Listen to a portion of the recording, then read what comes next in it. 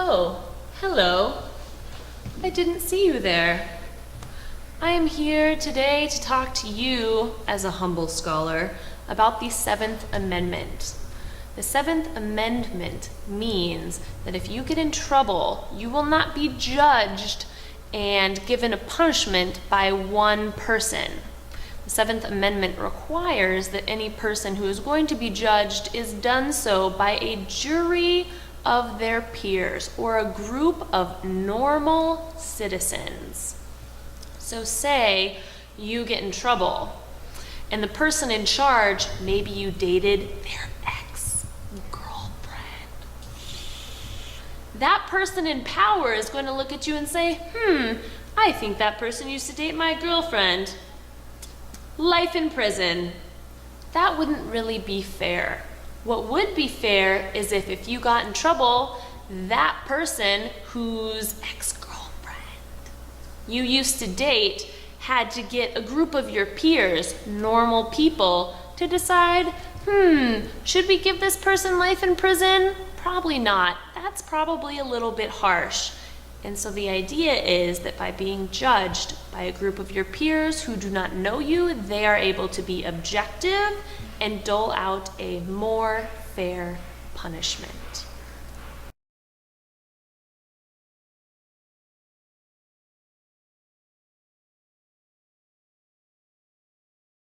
All right, well, the Seventh Amendment of the Bill of Rights allows people to receive a trial by jury.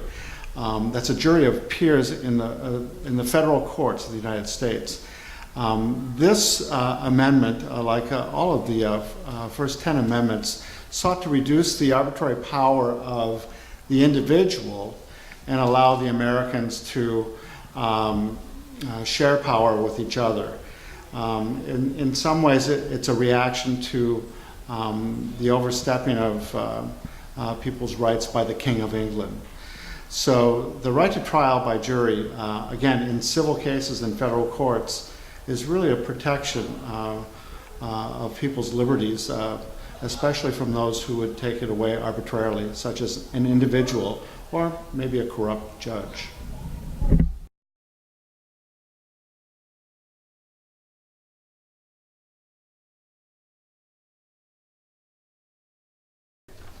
I think that the founders of the Constitution added the Seventh Amendment in the Bill of Rights to protect people from unfair judging of them in a court of law. So let's pretend you get in really big trouble in Mr. Patel's class. Now, he's actually not very fair and he's not a good teacher.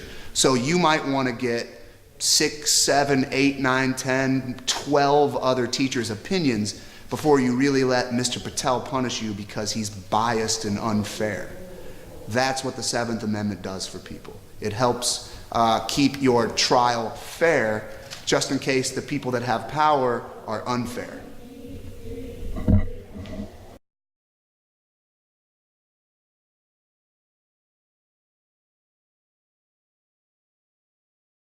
Hello, Busan Foreign School U.S. History class. I'm here today to talk about the Seventh Amendment and the social, political, and economic impact that that amendment had.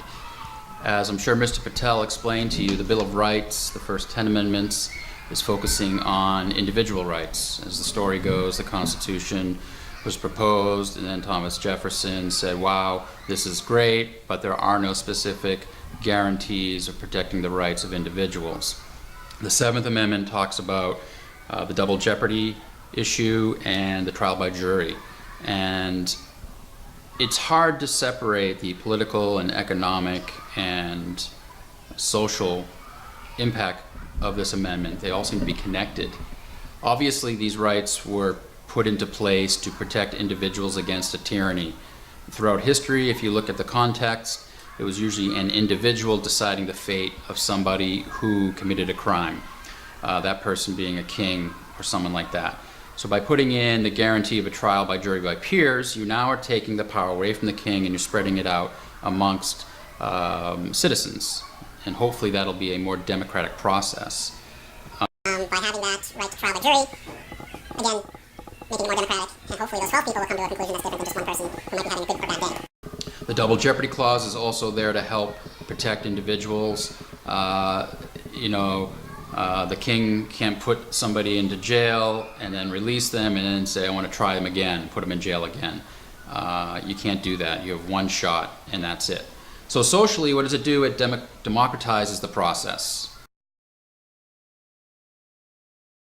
Okay, that's also part of the economics. No longer do you, if you're just a wealthy person, can you pay the king off or whoever's in charge and get away scot-free? You now have to face the music in front of a jury, but also if you can't afford to pay the king off, you now have a fair chance of being found not guilty.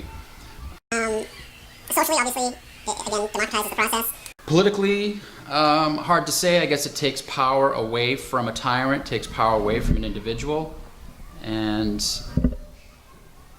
allows those accused of a crime an actual chance of a fair trial. So, I guess those are the political, social, and economic impacts of the Seventh Amendment. All right, one other thing worth mentioning with regard to the Seventh Amendment is the $20 cutoff rate. So if the grievance is regarding $20 or more, you have the right to a trial by jury. If it's less than $20, that right is not afforded to you. And I think the main reason for that is to separate frivolous issues from serious issues.